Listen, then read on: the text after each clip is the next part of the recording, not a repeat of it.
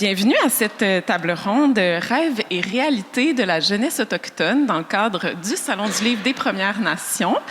Mon nom est Christiane Vadnet. J'ai la chance aujourd'hui d'animer pendant 45 minutes une rencontre avec trois auteuristes autochtones qui sont actives en littérature jeunesse et également qui sont jeunes et qui peuvent nous partager leurs rêves et leurs réalités.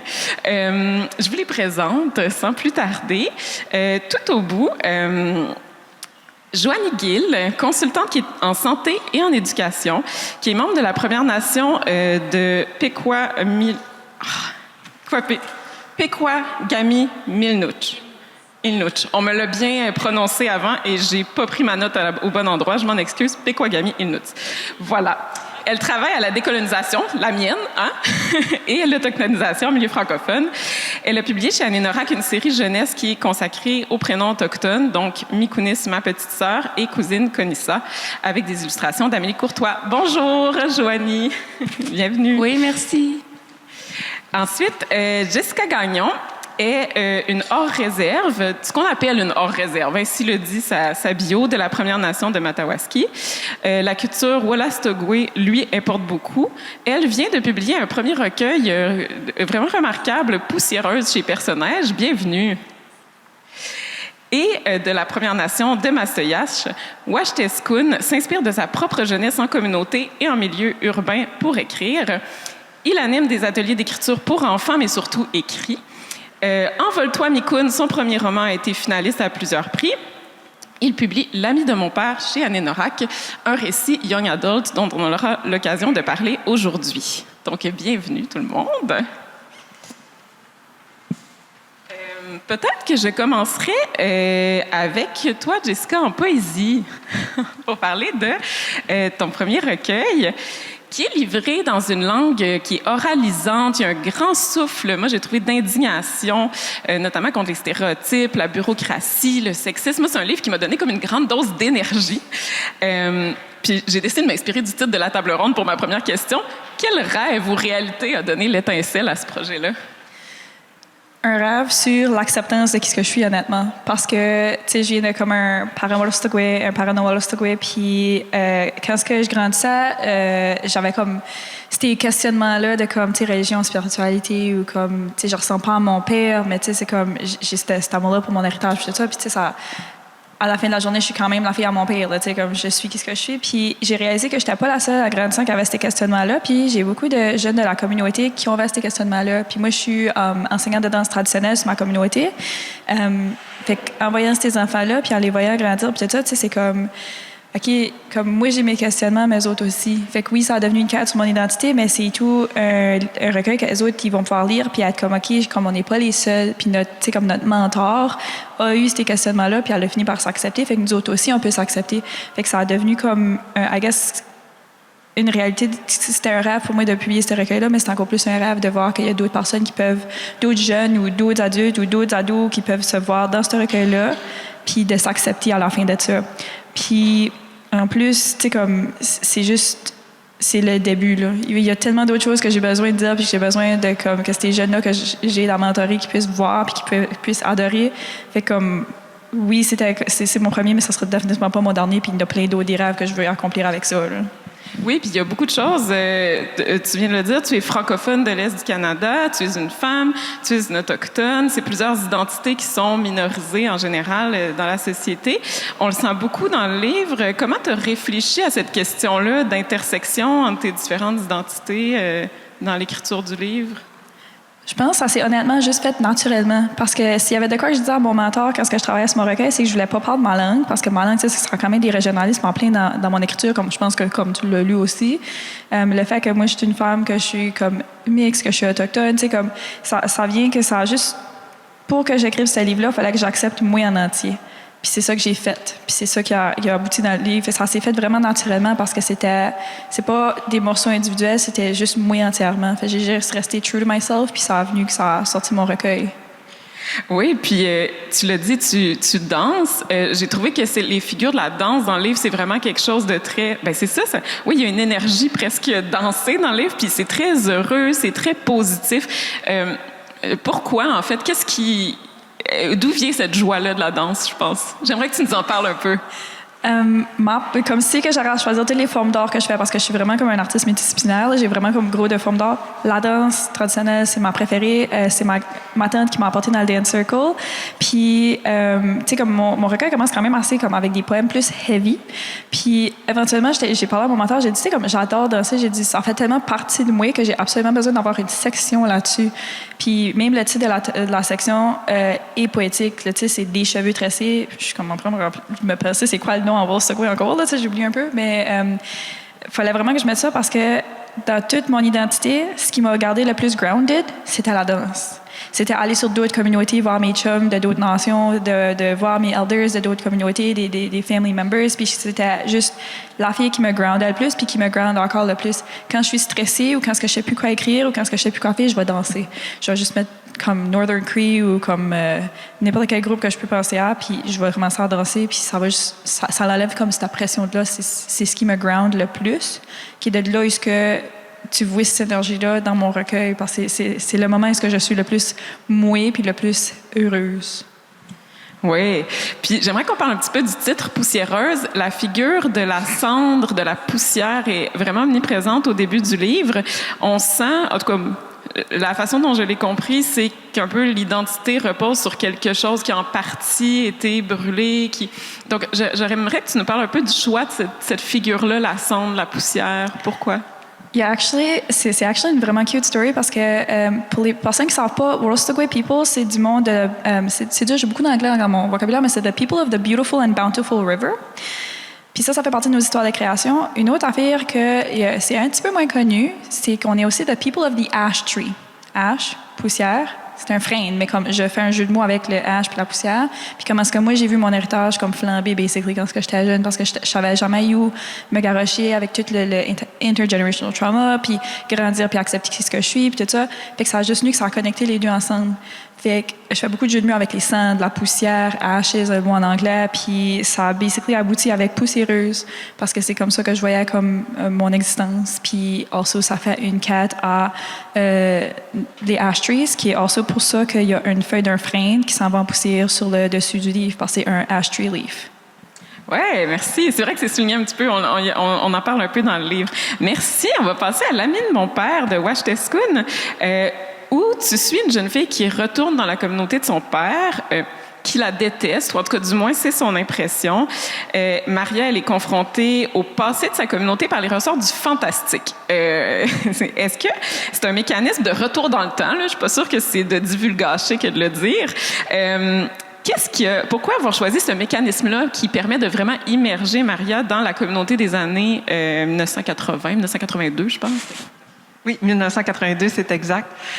Pourquoi avoir choisi un mécanisme qui relève du fantastique? Bien, premièrement, je pense que j'avais pas le choix d'avoir recours à la magie pour raconter cette histoire-là d'une jeune fille qui rencontre son père au même âge qu'il a, elle, parce que Maria a 14 ans, et grâce au mécanisme du voyage dans le temps, elle fait la rencontre de son père à l'époque où il avait 14 ans. Donc, puis je pense que il y a tellement un gros mur au moment présent entre Maria et son père qu'il n'y aurait pas eu moyen de briser ce mur-là autrement qu'à une époque où est-ce qu'il connaît même pas l'existence de cet enfant-là qui a lui-même engendré. Mais c'est également aussi un petit clin d'œil à l'enfant que j'ai été, à l'enfant qui écrivait tout le temps des histoires fantastiques, qui avait tout le temps de la magie dans ses histoires. L'ami de mon père, c'est vraiment une histoire proche de moi. C'est vraiment un livre que j'ai pris beaucoup de plaisir à écrire. Donc, j'ai vraiment puisé dans justement ce que j'aimais écrire en général, ce que j'aimais écrire depuis toujours. Je pense que c'est pour toutes ces raisons que j'ai utilisé ce mécanisme. C'est vrai qu'il y a beaucoup de joie de la narration dans ce livre. On le sent, là, c'est très effervescent aussi comme livre. Ben, écoute, c'est une thématique. C'est un fil entre vos livres qui sont pourtant très différents. La communauté où elle retourne, Maria, elle s'appelle Piminchuan et elle est fictive. Pourquoi avoir fait ce choix? Est-ce que tu peux nous parler un peu de cette communauté-là fictive? Parce qu'en fait, faut dire que moi, j'ai grandi à Mashtewiyat, mais j'ai quitté la communauté à l'âge de 12 ans. Mais j'ai aussi une communauté proche de mon cœur, Pessamit, qui est aussi la communauté de la famille du côté de mon père. Mais j'ai jamais eu l'aisance d'écrire des histoires dans ces communautés-là parce que j'y connais pas aujourd'hui. J'ai pas la confiance de les représenter fidèlement à des. Surtout, je m'imagine quelqu'un de ces communautés-là qui lit mes livres puis qui relève un peu toutes les différences, toutes les choses que je connais pas assez de ces communautés. Donc, c'est pour ça aussi que je suis plus confortable à créer moi-même mes propres communautés, mais faut dire que Pimitouane, c'est vraiment un mélange un peu de justement mon expérience comme jeune Innu qui a connu ces deux communautés-là et d'autres aussi. Puis aussi, je pense que c'est aussi, encore une fois, un choix plus personnel par plaisir. Moi, j'ai toujours aimé créer mes propres univers, créer mes propres villes pour mes histoires. Donc, je voulais me prêter aussi à ce jeu-là dans l'ami de mon père. Puis la communauté de Pimitouane qui veut dire rivière innavigable, ça m'est venu tout naturellement. C'est vraiment... Je trouvais ça important de créer une communauté sur mesure pour raconter cette histoire-là. Oui, puis c'est au cœur de ce récit-là, il y a vraiment un peu la fracture générationnelle, je dirais, au niveau thématique. Puis, j'aimerais peut-être t'entendre là-dessus parce que parfois, de l'extérieur, on a l'impression que les choses changent très vite dans la représentation des communautés autochtones. En tout cas, dans les médias, ça change. Est-ce que tu ressens une fracture de génération? Est-ce que tu as l'impression qu'on peut vivre dans différents mondes en venant de la même communauté ou tu sens plutôt la continuité? Très bonne question. Oui, je sais, grosse la question, mais je me la pose pour vrai. Oui.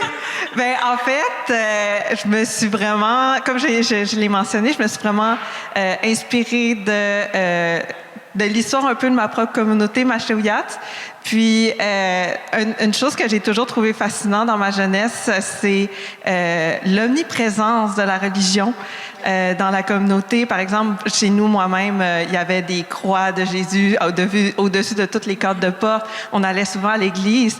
Puis, ça m'a quand même toujours mystifié cette omniprésence de la religion-là, du fait que c'est quand même une religion qui a blessé nos peuples par le biais de l'évangélisation forcée, les pensionnats et tout ça. Donc c'est vraiment... Mais je pense que de plus en plus, on s'émancipe un peu de cette omniprésence-là. On redécouvre un peu nos spiritualités et nos traditions, puis ça nous fait un peu... émanciper justement de la religion, quoique j'ai rien contre la religion elle-même, c'est vraiment plus les blessures que ça a causées, la façon que ça a été exercé par les autorités du clergé. Ça c'est mon problème, mais la religion elle-même, j'ai pas de problème avec elle. Donc là-dessus, il y a quand même une différence de perception ou de réalité quand même entre les générations là, sur cette question-là de la religion. C'est quand même, ouais, en effet, puis c'est quand même important dans le livre aussi, sans divulgacher cette fois. C'est une question qui est présente dans le récit. Ben merci quand même de questions difficiles, bonne réponse.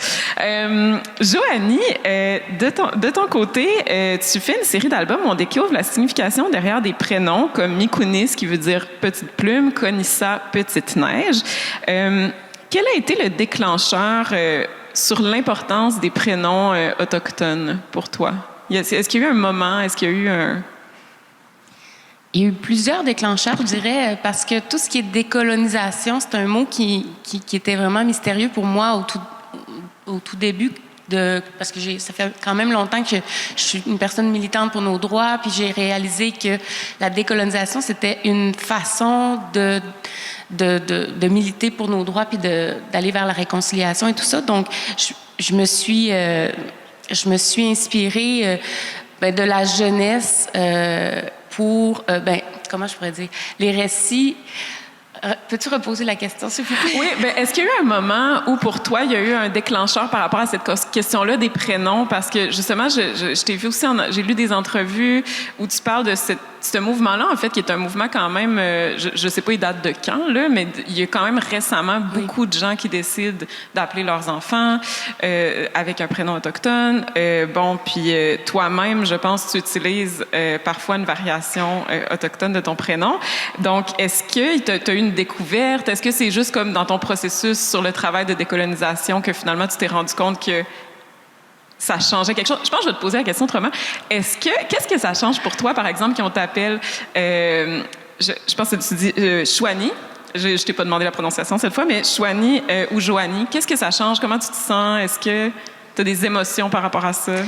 C'est une bonne question. Oui, ben, par rapport à décoloniser les prénoms, c'est sûr que c'est une façon de s'identifier relié à nos racines, aussi à notre culture, mais aussi à qui on est vraiment. Moi, Chouani, ben, mon nom, c'est Joanie.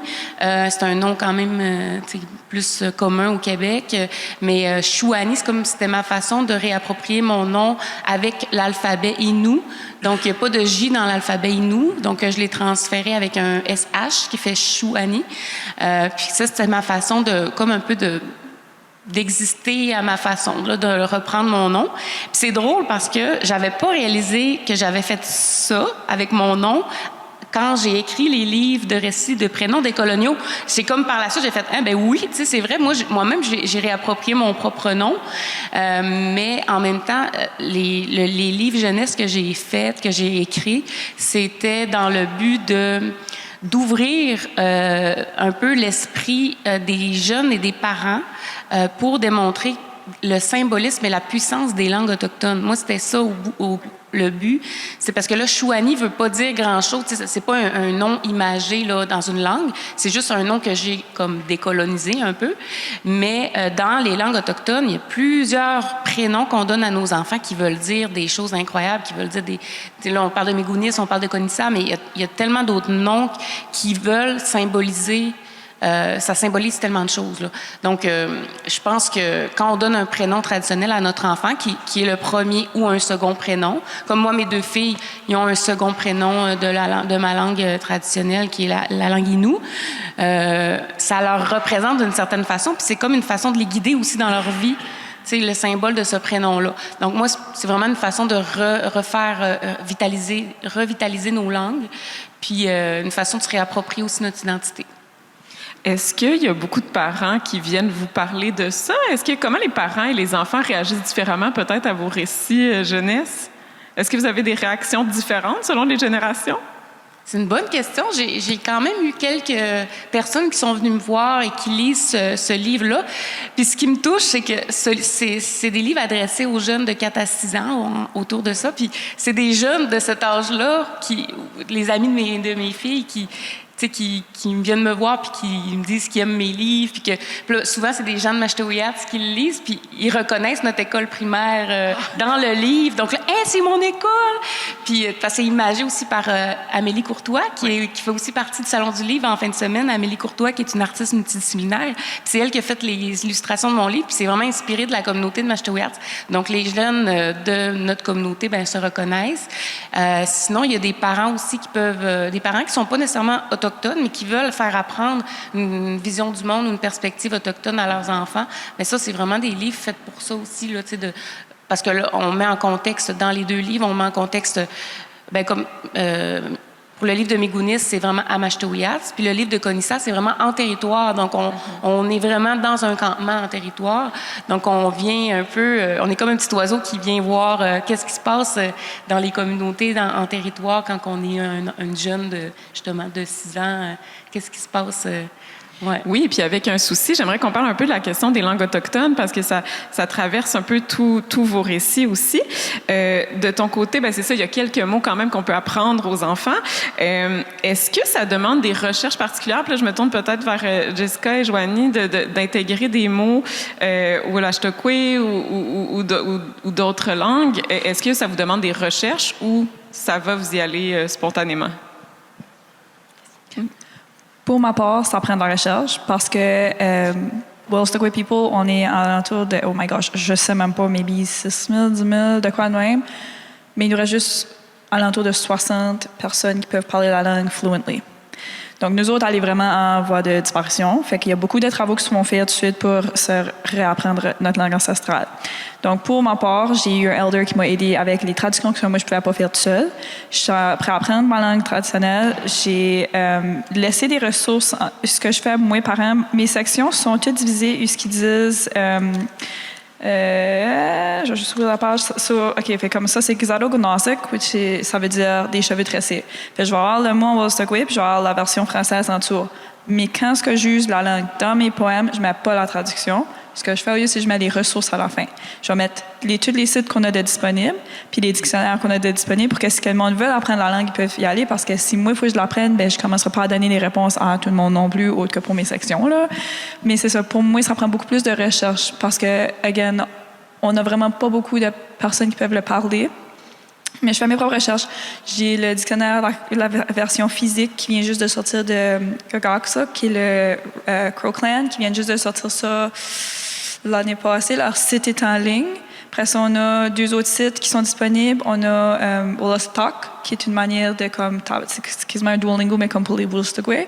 Fait qu'il y a plein de manières de l'apprendre, mais oui, comme j'ai pas le choix de faire de la recherche parce que c'est ça que c'est notre réalité à nous autres. Ça a été très colonisé. Et de ton côté, Joanie, est-ce que pour les prénoms, il y a beaucoup de recherches à faire ou c'est un savoir assez facile, assez accessible facilement? Ça dépend. Ça prend quand même des recherches, mais pour les 2 livres que j'ai faits, j'ai eu la chance d'utiliser une connaissance que j'ai pour le premier livre, qui est le second prénom de ma petite fille, Abigail Migounis. Et pour le 2e livre, ben j'ai eu la chance aussi de pouvoir illustrer là, l'histoire du prénom traditionnel de la fille de l'illustratrice de Amélie Courtois. Donc, tu sais, c'était accessible, puis c'était tellement des histoires riches qu'on voulait mettre en scène que c'était quand même accessible. Puis à travers les livres, on nomme aussi des mots en atikamekw ou des mots en inou, dépendamment dans quel livre. Puis ça prend... C'est sûr que... Au niveau des recherches, peut-être moins, parce qu'on a un vocabulaire de base quand même qu'on connaît de notre côté. Mais c'est sûr, si on voudrait comme tout le traduire, c'est sûr que ça prendrait un elder ou quelqu'un qui pourrait nous aider à faire la traduction, ou il y a d'autres gens dans la communauté qui peuvent nous aider. Là.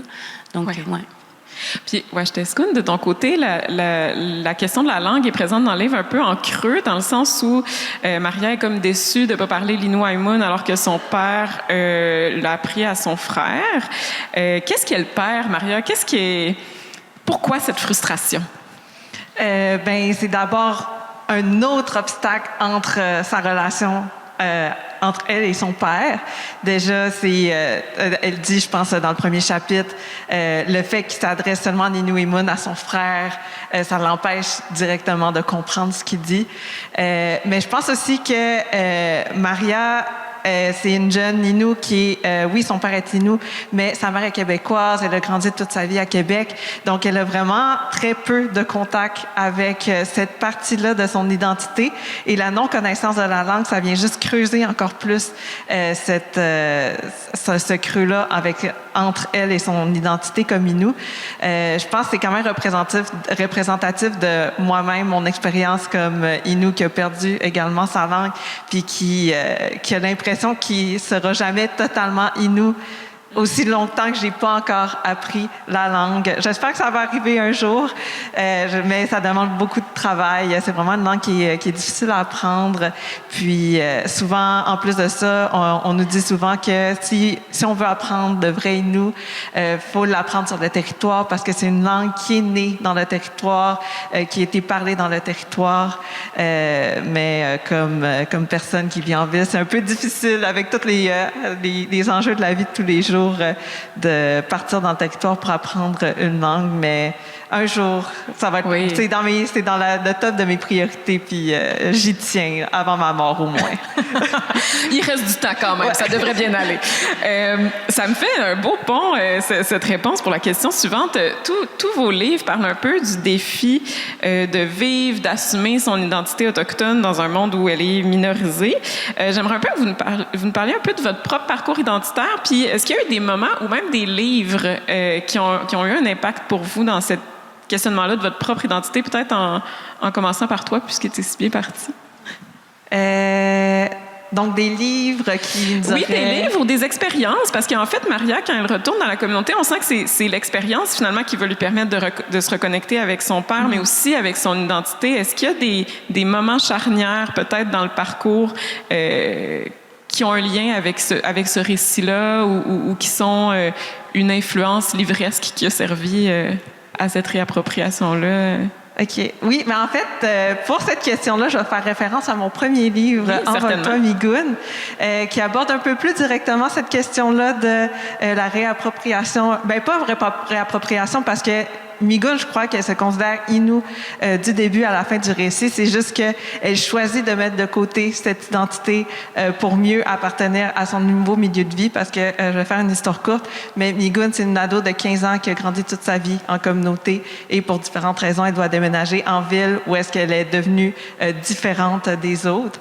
Donc, mais c'est vraiment à travers l'écriture de ce livre-là que j'ai un peu suivi le parcours de Migoun en même temps personnellement. Puis, ça m'a fait réaliser à travers l'histoire de cet ado-là que j'ai créé que moi aussi, j'avais du travail à faire dans la réappropriation de mon identité, surtout comme Migoun, j'ai quitté la communauté à un jeune âge, je me suis mêlée à la société majoritaire, entre guillemets, puis ça a nécessité de sacrifier certains aspects de ma propre culture, mais à travers l'écriture de ce livre-là, j'ai réalisé l'importance de ma propre culture et de la façon que ça fait partie de moi, puis aussi que ça fait du bien de reconnaître sa propre culture, de l'accepter et de la partager également. Donc, oui, je ne sais pas si je m'éloigne un peu de la question. Non, mais c'est excellent parce qu'en fait, c'est une meilleure question. Je vais poser une question améliorée à tes collègues. Comment l'écriture de ces livres-là ont transformé votre identité? La réponse m'amène à cette question-là. Comment écrire, ça vous a transformé? Pour ma part, j'ai toujours aimé écrire.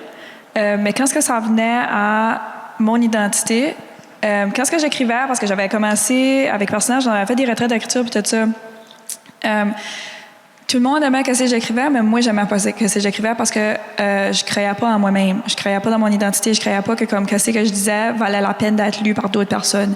Parce que j'étais comme si j'étais en questionnement comme ça, pourquoi que je devrais mettre ces questionnements-là sur papier que le monde va lire ça? C'est comme quel genre de problème que je mets into the world au lieu de comme une solution, là, t'sais. Fait que pour ma part, ça a pris beaucoup de temps à accepter. Actually, je pense que ça a rien venu quand j'ai été à mon mentor l'année passée, puis il a dit, on va travailler ça sur ton manuscrit. Puis là, j'arrive à son bureau, puis comme finalement, on l'envoie à soir. Puis là, j'étais comme, OK, j'ai pas le choix d'assumer que j'écris comme là, ça a été comme vraiment sec, là. Parce qu'il savait qu'est-ce qu'il faisait, disons. Mais je l'ai envoyé, puis comme, tu sais, même là, comme j'ai eu, habituellement, ça prend du temps à avoir des nouvelles, puis on avait tellement hâte d'avoir mon manuscrit parce que mon mentor en parlait, que 2 semaines après, pendant le Power de Wendake, j'ai eu un message, puis c'était comme, on a accepté ton manuscrit, puis j'étais comme, ils ont aimé ce que j'ai écrit, ils ont voulu publier ça. Fait que là, j'ai commencé à assumer que j'écrivais vrai, puis c'est là que j'ai comme, tu sais, comme, à the end of the day, mon questionnement identitaire, c'est vraiment plus comme, un peu plus formé l'année passée. Quand j'écrivais, j'ai réalisé que ça avait de la valeur, puis que ça avait une raison d'exister, puis moi, j'avais une raison d'exister. J'ai le droit d'exister comme que je suis, puis d'être qui ce que je suis, puis de ressembler à qui ce que je suis, puis d'aimer ce que j'aime, puis ça dérange pas. Puis je l'ai tout mis sur papier, la majorité de mes questionnements, puis ils ont été acceptés, puis j'ai tellement plein de monde qui viennent me voir, puis qui sont comme, je me vouais dans tes mots, je me vouais dans tes pages, puis je suis comme, j'aime tellement ça, parce que je me sens plus toute seule. Je me sens plus toute seule à vivre ces questionnements-là. Fait comme, pour ma part, j'ai tout écrit, oui, mais avoir vu ça sortir, c'est ça qui a juste encore plus aidé mon questionnement identitaire à tourner la page. Fait que... Puis, as-tu l'impression, parce que c'est vrai, je voulais te poser cette question-là tout à l'heure par rapport au fait que ton livre, oui, il y a de la langue traditionnelle à l'intérieur, mais il y a aussi un mélange de français-anglais qui est assez important. Est-ce qu'il y avait une dimension d'insécurité? On parle souvent de la notion d'insécurité linguistique, là, par rapport aux personnes qui vivent en milieu minoritaire, même hors sphère autochtone, là. Donc, est-ce que tu as l'impression qu'il y a une progression par rapport à cette question-là dans ton vécu littéraire aussi? Oui, parce que, fun fact, ma communauté, Madawaska, c'est la seule communauté dans toute la province du Nouveau-Brunswick qui est majoritairement française. Puis même sur notre communauté, il y a une divise entre les Wolastoqey anglais puis les Wolastoqey français, puis moi, je viens des deux. Ma famille vient les deux. Fait que c'est comme, tu sais, j'ai des frères qui sont français, j'ai des frères qui sont anglais, j'ai des neveux et nièces qui sont français, des neveux et nièces qui sont anglais. Fait que je vis la divise dans, comme tout ça. Mais nous autres, c'est un blend qui fonctionne. Mais c'est pour ça que mon parler a beaucoup, beaucoup d'anglais dedans. Parce que, tu sais, j'ai grandi à blender les deux ensemble. Puis, tu sais, quand ce que j'écrivais, j'avais assez peur que, comme, ça soit pas accepté. Ils ont dû changer. Il y a quelques fois, là, qu'ils ont changé mes mots, là, tu sais, comme j'ai dû mettre la grande entrée au lieu de grand entry, là, tu sais, comme, fallait que je change des affaires. Là. Moi, j'étais habituée de dire grand entry, mais les autres sont comme, on peut-tu changer la grande entrée? J'étais comme, sure. Mais comme, ça a été comme accepter tout que comme ma langue, la manière que je parle est correcte d'être écrit comme ça parce que ça garde ça en vie, l'authenticité de mon identité. Parce que mon oralité, la façon que je parle, la façon que j'écris, fait toute partie de mon identité linguistique et tout. Fait que c'était une façon pour moi de comme mettre ça de l'avant. Là. C'est ceux qui m'ont dit que j'avais qu'un certain montant d'anglais, j'avais le droit d'utiliser. Là, mais comme, ça a fonctionné quand même, puis il a réussi à sortir, puis je me sens bien dans ce que je lis, puis quand ce que je le lis à voix haute, des fois, je change back à ce que moi je dirais, là, tu sais, comme... Oui, ben c'est super intéressant. De ton côté, Joanie, on n'en a pas encore parlé, mais tu es aussi infirmière. La littérature, c'est un de tes multiples chapeaux. Qu'est-ce que ça a changé ou quelles réflexions sont venues pour toi de l'écriture d'albums jeunesse? Est-ce que ça a transformé ta vision des choses sur certaines questions ou est-ce que ça a changé, je sais pas, ta façon d'interagir, même peut-être avec des enfants? Je dirais que c'est parti quand même de loin, cette idée d'album jeunesse, parce que quand j'ai, dans le fond, en gros, c'est que j'ai réalisé j'ai réalisé mon identité. On parle beaucoup d'identité, mais j'ai renforcé énormément mon identité, mais en quittant ma communauté et en la voyant de l'extérieur. Donc, quand j'ai déménagé dans l'Ouest canadien avec mes 2 enfants, on est resté là 3 ans. Et c'est là que j'ai comme renforcé mon identité culturelle, mon identité d'Inuit. Puis je suis revenue avec un bagage de l'Ouest canadien qui, là-bas, justement, les perspectives autochtones sont incluses dans de la maternelle à la 5e secondaire. Donc, les perspectives autochtones dans chacune des matières scolaires. Puis ça m'avait énormément touchée parce que c'est pas ce qu'on voyait au Québec. Puis là-bas, quand je disais que j'étais Inuit, j'étais une femme autochtone, que c'était accepté beaucoup plus que quand moi, ce que j'ai vécu au Québec. Donc, ce que j'ai réalisé, j'ai dit, les gens sont beaucoup plus sensibles aux réalités autochtones dans l'Ouest. Et l'hypothèse, c'était que la colonisation a été faite un peu plus tard dans l'Ouest que dans l'Est. Hein? Donc, les cultures sont encore plus préservées, je vous dirais, chez les peuples autochtones de l'Ouest. Fait que ce qui m'amène à dire que là-bas, il y a énormément de ressources anglophones pour les jeunes, pour la jeunesse d'auteurs autochtones, mais plus anglophones.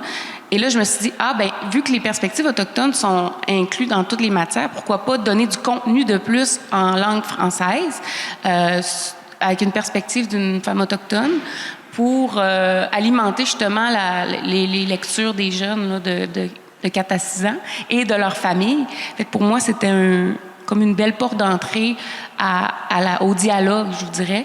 Puis, oui, puis aussi, j'ai été inspirée, c'est certain, là, elle n'est pas dans la salle, mais de ma sœur Marie-André, tu sais, elle écrit depuis des années, puis tout ce qu'elle fait, ça m'inspire énormément, puis elle m'a encouragée aussi vers ça. Donc, ça l'a influencé, puis ça l'a influencé aussi mon écriture. Puis, ouais, ça répond. Ben oui, ça répond totalement. Puis, je vais poser une question un peu philosophique, mais ça m'a frappé tout à l'heure en révisant mes notes, puis j'ai envie de vous la poser. Tous vos textes inscrivent vraiment l'individu puis le corps comme le territoire de la négociation identitaire, beaucoup moins peut-être que le groupe collectif. Il y a comme une espèce de tension entre ça où ça se vit vraiment à l'intérieur. Puis, je sais pas, est-ce que vous avez l'impression que la littérature, c'est vraiment une façon d'exprimer une singularité ou alors c'est une façon de... Puis je sais que c'est un peu les deux, là, c'est une fausse question. Mais est-ce que c'est un peu aussi... Tu sais, est-ce que c'est autant exprimer une singularité que l'appartenance à un groupe? Formulation un peu complexe, mais j'aimerais peut-être vous entendre. Je vois Wash, est-ce qu'on... Oui, bien en fait, je me suis beaucoup penchée sur cette question-là dans mon prochain livre qui sort d'ailleurs en janvier. Le sentiment d'appartenance par rapport au groupe qui est quand même un peu plus volatile. Donc, faire dépendre sa propre appartenance du groupe, c'est en fait l'opinion du groupe que le groupe peut avoir sur toi-même est influençable, est changeable. Donc c'est plus instable, disons comme sentiment d'appartenance. Donc moi je me suis intéressée récemment à l'appartenance au territoire plutôt. Comment un sentiment d'appartenance par rapport au territoire peut être plus sécurisant par rapport à un sentiment d'appartenance par rapport au groupe. Donc, c'est vraiment quelque chose, c'est vraiment le thème que j'aborde dans mon prochain livre, qui est d'ailleurs de la poésie. Je m'essaye dans la poésie pour la suite des choses.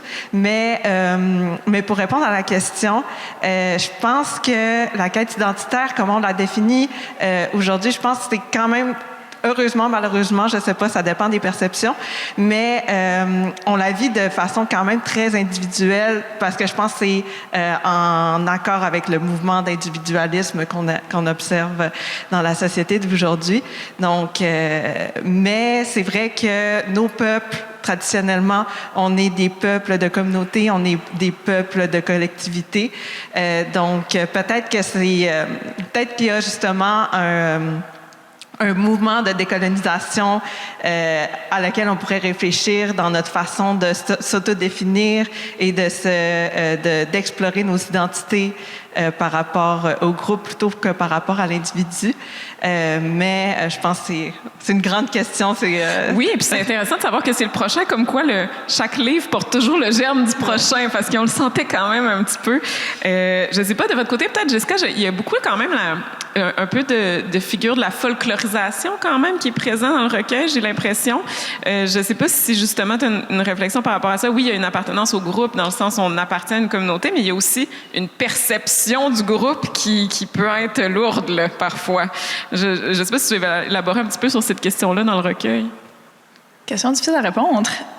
Écoute, comme moi, je parle vraiment de tout puis de rien qui involve moi et ma communauté puis tout ça, en skippant des choses puis tout ça, mais tu sais, comme une affaire que j'aime beaucoup mentionner, c'est l'appartenance au territoire. Tu sais, comme, est-ce qu'on est, tu sais, Wolastoqey, nous autres, on est beaucoup, tu sais, comme toutes les nations, les peuples sont beaucoup en Irlande de ce que nous autres, on sait, tu sais, comme, de quoi de simple que comme Red Willow Pinking, c'est notre tobacco, puis tout ça, ou comment est-ce que je perçois le territoire étant comme, qui est-ce que moi je suis, puis qui est-ce que notre peuple est, comme, le territoire et nous on est le territoire. Un jour, je vais retourner au territoire, puis mon spirit va aller avec les ancestors. C'est comme un peu ça, ma perception dans ma poésie, puis tout ça, qui fait que j'ai écrit de la façon que j'ai écrit. C'est de là qu'un peu la folklorisation pourrait venir de. J'ai beaucoup travaillé et tout sur comment incorporer des aspects de qu'est-ce que nous sommes comme nation, mais aussi qu'est-ce que moi je suis en tant que personne. À travers ma poésie, qui a fait que ça a devenu, qu'est-ce que ça a devenu. C'est ça, c'est comme un mix de tout, comment est-ce que je perçois les choses. Hein. Oui, puis d'expériences vécues, on le sent un petit peu aussi là, dans ce que tu apportes. Peut-être, j'aimerais vous entendre aussi, parce que vous êtes toutes des jeunes autrices aussi, en plus de parler à la jeunesse ou de... Bon. Quel rapport vous entretenez? Parce que la thématique du salon cette année, c'est le legs.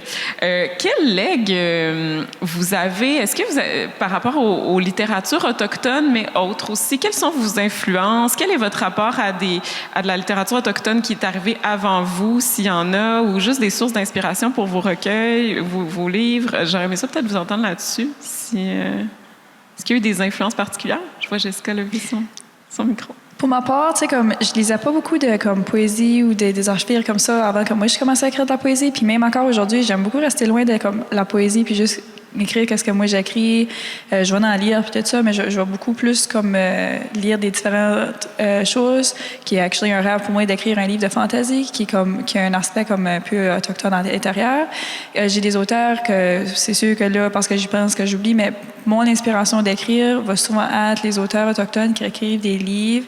Parce que c'est comme, again, j'aime vraiment lire des livres de fantasy, mais comme des auteurs autochtones qui amènent un petit aspect d'autochtone, mais dans un livre de fantasy.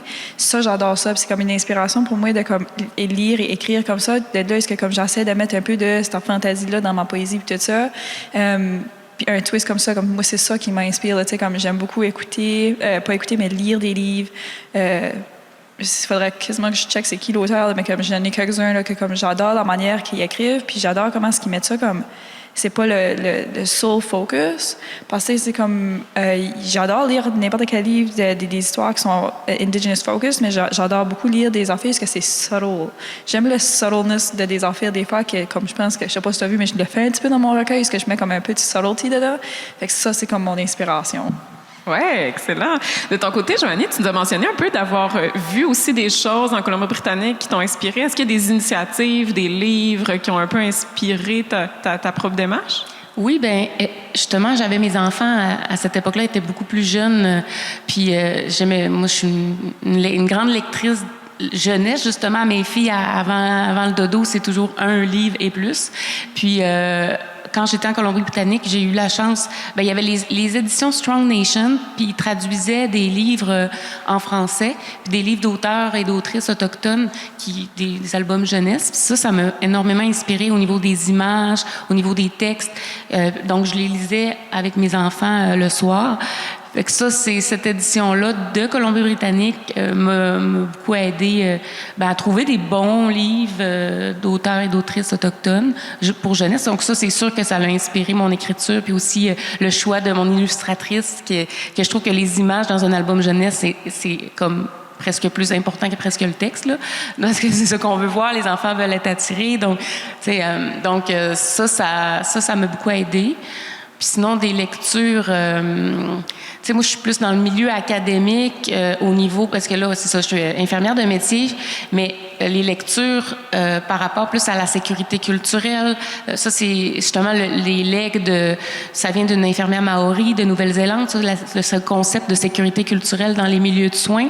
Donc ça, c'est des lectures que je lis plus de ce côté-là. Puis tout ce qui est antiracisme, ça fait partie du processus de décolonisation aussi, l'antiracisme. Donc, c'est mes sujets actuellement, je suis à la maîtrise en sciences infirmières, donc c'est mes sujets que je fais c'est sur l'antiracisme, la décolonisation et la sécurité culturelle qui, pour moi, font du sens tout ensemble dans ma démarche artistique et dans ma démarche aussi académique. Donc, tout ça fit tout ensemble. Oui, puis j'aimerais ça t'entendre sur une autre question, parce que là, le temps file, j'ai raté des questions. Mais j'en avais une justement sur ce lien-là entre santé, dans le fond, et littérature jeunesse. Est-ce que tu peux nous en parler? Comme c'est en plus ton expertise, quel lien tu traces entre cette question-là de la littérature jeunesse puis de la sécurité culturelle, de la santé plus globale, au sens large? Là? Bien, ma mission de vie, c'est un peu comme d'accompagner les personnes dans des projets décoloniaux, un peu, là. Donc, à travers la littérature, c'est une belle façon de le faire, d'accompagner changer des perspectives changer des perspectives pour décoloniser des mentalités, par exemple. Donc, par la littérature, ça se fait donc en incluant des perspectives autochtones puis du contenu ou les cultures autochtones à travers des ouvrages. Puis aussi... quel bienfait? Oui, c'est ça. Je pense que j'avais envie de t'entendre peut-être sur les bienfaits d'une littérature jeunesse décolonisatrice. Je sais pas si c'est un mot, là. Je suis en train de... Il y en a tellement, tu sais, je travaille en antiracisme, on s'entend que il existe encore le racisme au Québec et partout, un racisme anti-autochtone existe malheureusement, mais de plus en plus, on le dénonce, de plus en plus, il y a des actions qui se passent, notamment dans les hôpitaux, dans les écoles, on le dénonce plus, puis on est conscient que ça a eu des impacts à travers le temps. Donc, le legs de la colonisation, c'est un peu, entre autres, c'est ça, plusieurs impacts négatifs pour les peuples autochtones, mais aujourd'hui, on est capable, en 2025, d'avoir ce dialogue-là pour avancer ensemble puis d'éviter justement de perpétuer les stéréotypes, le racisme envers les peuples autochtones. Donc ça, c'est un grand mot aujourd'hui, mais c'est quand même des choses qu'on dénonce. Puis tu sais, dans la littérature, c'est une belle façon de le dénoncer. Donc, je veux ramener au fait que c'est un dialogue qu'on recherche à travers la littérature. Et plus on connaît la personne, par exemple, plus on connaît une personne autochtone puis on s'y attache, bien, on va plus être comme dans la bienveillance et dans l'accueil de entre parenthèses, différence qu'on apporte dans la société, qui est un plus plutôt que... avant, on dérangeait, maintenant, on fait partie et on valorise nos identités multiples aussi. T'sais, nous-mêmes, on a des identités multiples. On est nous, Québécois. On vient de là où on vient. Puis, donc, c'est un peu un message de bienveillance que je veux donner, puis d'ouverture à la discussion. Ouais. Tout à fait. De ton côté, Washteskun, quelle influence ou héritage ou lien avec la littérature qui t'a précédé? Moi, je suis vraiment passionnée de la littérature autochtone, surtout de sa sensibilité, parce que je m'intéresse beaucoup à différents titres, à différents auteurs, mais je pense plus particulièrement à Michel Jean, on le connaît tous, mais aussi Isabelle Picard, qui, oui, ces auteurs-là, auteuressas, ils représentent des réalités qui ont été vécues au Québec, mais c'est jamais dans un ton de journaliste, c'est vraiment dans un ton justement de romancier. Il y a des émotions qui sont véhiculées à travers ces histoires-là. On nous raconte pas seulement l'histoire grand H, on nous raconte aussi une histoire à travers l'histoire. Puis je trouve ça beau, cette manière d'informer les gens, de sensibiliser les gens. Puis je pense que c'est aussi mon objectif à moi quand j'écris, d'aller toucher justement ces cordes sensibles-là à travers une histoire qui va aller chercher les émotions. Puis je trouve qu'il y a un charme de la littérature autochtone que je voudrais faire perpétuer à mon tour. Oui, donc une belle célébration de l'imagination. Ça va avec le récit. Notre table ronde est terminée, mais je vais me permettre illégalement une dernière question. Juste en quelques mots. J'aimerais que vous nous formuliez un rêve pour la jeunesse autochtone. C'était quand même le thème de la table ronde. Est-ce que vous avez un rêve en particulier pour la jeunesse autochtone? J'aurais dû vous la donner avant celle-là. Hein? Je peux continuer à parler pendant que vous trouvez... Joanie, je pense, si nos jeunes peuvent être fiers de leur identité, et je pense qu'on peut aller loin en renforçant cette identité-là. Puis on a le droit d'avoir des identités multiples aussi. Puis c'est beau. Puis c'est ça qu'on veut. Donc c'est ça que je veux transmettre notamment à mes enfants. C'est la fierté identitaire. Oui, qu'elle soit multiple ou autre. Oui. Oui? Pour ma part, moi, c'est l'objectif premier de mes romans, c'est rendre le flou moins flou un peu. Parce que quand on est jeune, on vit des choses qu'on comprend pas tout à fait. On est victime de blessures qu'on n'est pas capable d'identifier.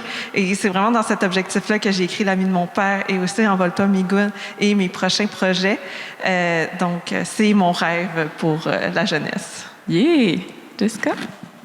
Je vais être plate parce que moi, c'est actually la même affaire. Ça serait la fierté identitaire.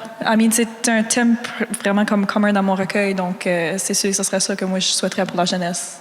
Mais c'est bien, vous êtes d'accord. Donc, on peut espérer que ça va se mettre en marche et ça va arriver. Génial. Bien, merci beaucoup à vous. Merci beaucoup au public d'être là. Oui, on peut les applaudir. On peut les applaudir certainement.